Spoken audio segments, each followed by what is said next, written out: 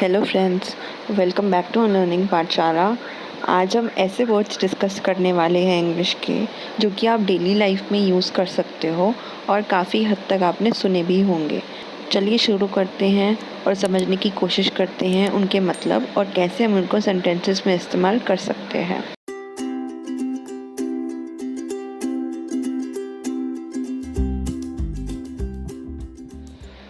सबसे पहला वर्ड है कनिंग।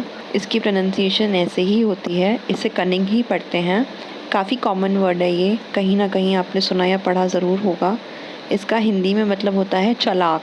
इंग्लिश में इसका मतलब होता है the quality of being clever at planning something so you get what you want, specially by tricking other people.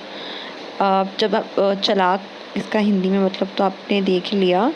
English में इसका मतलब है कि आप जब इतने क्लेवर होते हो कि आपको कोई अगर चीज़ चाहिए, उसको पाने के लिए आप कुछ ऐसा प्लान करते हो कि किसी को आप ट्रिक कर रहे हो, थोड़ा बहुत बहला रहे हो, फुसला रहे हो अपना काम निकलवाने के लिए, तो ऐसे लोगों को कनिंग कहते हैं कि वो बहुत कनिंग है। सेंटेंस में इसको ऐसे यूज़ किया है, the coach quickly came up with a cunning counter attack. Coach बहुत ही जल्दी एक चालाक काउंटर अटैक के साथ वापस आए। नेक्स्ट वर्ड है इम्प्लोर। ये भी काफ़ी कॉमन वर्ड है, बहुत जगह पर लोग इसको यूज़ करते हैं आजकल। इसका प्रोनाउंसिएशन ऐसे ही होता है, इसे इम्प्लोर ही पढ़ते हैं। इसका हिंदी में मतलब है प्रार्थना करना। इंग्लिश में इसका मतलब होता है to ask someone to do or not to do something in a very sincere, emotional and determined वे।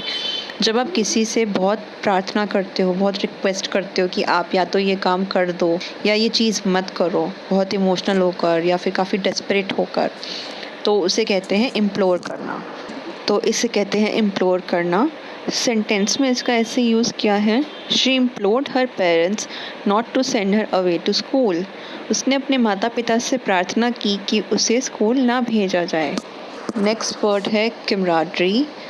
दिखने में और सुनने में आपको ये वर्ड थोड़ा सा मुश्किल लग सकता है, लेकिन ये भी काफ़ी कॉमन वर्ड है।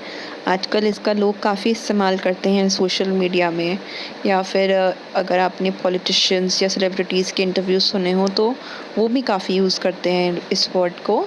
इसकी प्रोनाउंसिएशन ऐसे ही होती है, इसे कैमराडरी ही पढ़ते हैं। इसका हिंदी में मतलब होता है भाईचारा, काफ़ी अच्छा जिनमें बॉन्डिंग होती है। इंग्लिश में इसका मतलब होता है mutual trust and friendship among people who spend a lot of time together.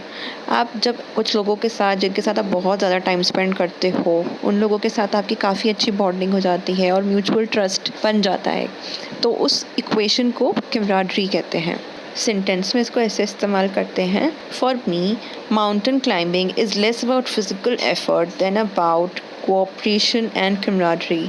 मेरे लिए पहाड़ों पर चढ़ना फिज़िकल एफर्ट यानी कि शारीरिक क्षमता से ज़्यादा कोऑपरेशन या और कमराडरी के बारे में, कि मैं अपने आसपास के लोगों के साथ कितना कोऑपरेट करता हूँ, उनके साथ मेरी इक्वेशन कैसी है। नेक्स्ट वर्ड है स्लैंडर। ये बहुत कॉमन वर्ड है, आपने कहीं ना कहीं तो ज़रूर सुना होगा। आजकल तो ये काफ़ी कॉमन हो गया है यूज़ करना। लोग जब अपने ऊपर डिफेमेशन का केस डालते हैं किसी के खिलाफ, तो ये वर्ड यूज़ किया ही जाता है, दैट ही इज़ और शी इज़ स्लैंडरिंग मी। बहुत कॉमन वर्ड है ये।